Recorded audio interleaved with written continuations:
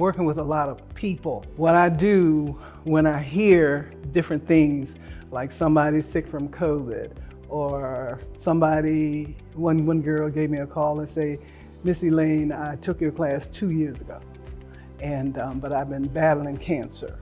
But I just want to tell you, I'm going to become, a title producer, right? And so what I will do is take a picture of flowers. I love planting flowers in front of my home. Take a picture of the flowers and send the flowers, text the flowers to her with a nice message. And I can't tell you how it just makes them feel. And so I go just a little bit beyond, because I tell people, I'm more than just your teacher. I'll be with you always. You have to maintain your composure so that as you do your work, you can keep doing it right. Get a professional job done, but not being surface, being genuinely friendly. It's amazing because a lot of times it's not even about the business. It's not even about the services that you're offering. Because a lot of times we can do the work and it not be a positive outcome. I worked with a family who, I walked in and I greeted everyone in the hospital room and the mom in the hospital bed. And I made a mention, she and I had the same last name. And I said, well, we'll see each other at the family reunion this year. And she just laughed. And then her son pulled me to the side and said, she won't leave here.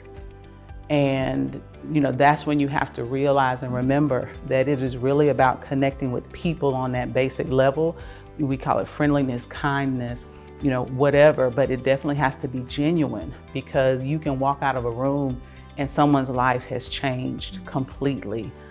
This particular family was a brother and sister, the only siblings, the woman's only children, and they were getting her affairs in order, but they knew that she would not leave that hospital. And so you just have to be mindful about how you care for people. And just something that I always remember is, you don't know how you're gonna meet people, so you treat everybody good, because you don't know how it will come back around to you. So whether, they left me a review, but whether they left me a review, didn't leave a review, whatever, in that moment, I was there to serve them in that capacity, and just wishing them well as they prepare their mother to transition.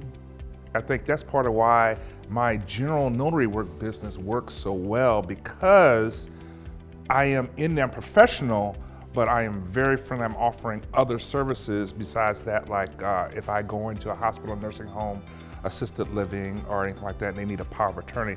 Most times people in there, they're just in there to, they're not expecting to be in a hospital.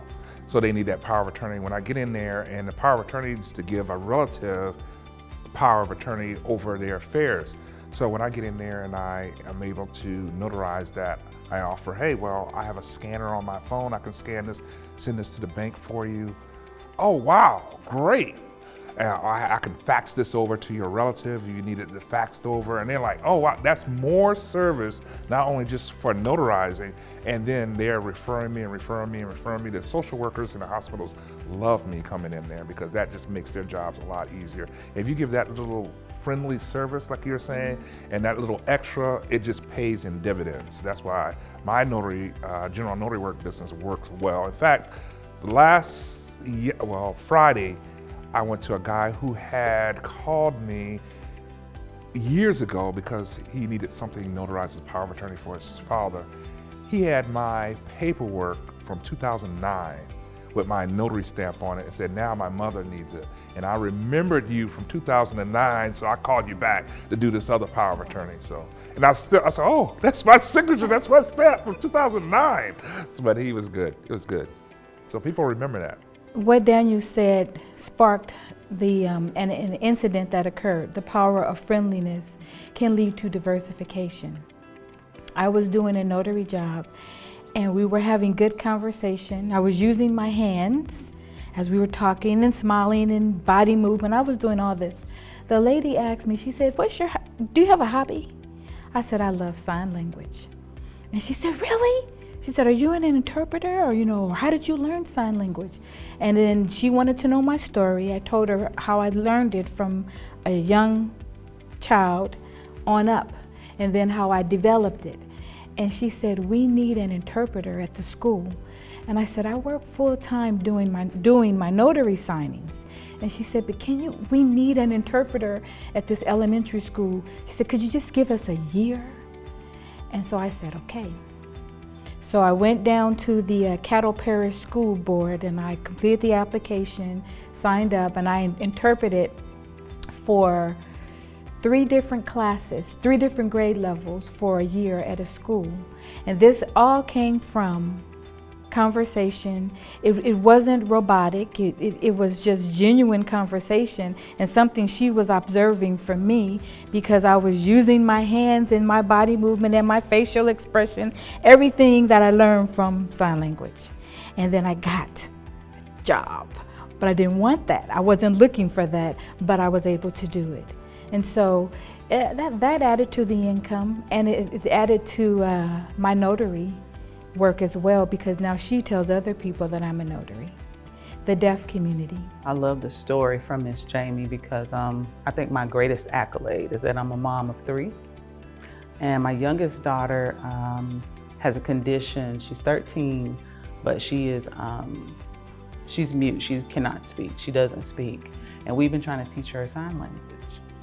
And so I remember just her, as she was growing up, and all of the special services we had to get, and all of the doctor's appointments and diagnoses and medications and all this razzle dazzle, and going through the process of needing a notary to help me, notarize documents. I wasn't even thinking, it was never even on my radar at the time to become a notary.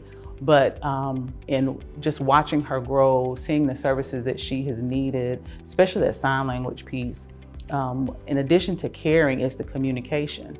And for some people who work with, they aren't even able to communicate what they need from us. Like, we have to literally step in the gap in those situations and be their eyes, their ears, their hands, not telling them what to do, we know the law, but to be able to support them in such a way that they get exactly what they need. And so it just always reminds me of working with my daughter. Like I said, if you treat everybody the same way, some things, that fruit is just the result of it. The being able to go out and diversify your income, being able to connect with people 9, 20 years after the fact, and being able to be more of an impact because of just what you do and who you are naturally. So, yeah. I'm always amazed with the impact of the notary community. Most people don't understand exactly what we do. They think that we only stamp things. But the notary world, when we think about it, nothing moves in our country without a notary. I'm retiring from work, but they say I need this document notarized. I'm applying for this job, but they say I need this document notarized. And I just get I get so excited about that, because we are helping people. Nothing moves forward without a notary.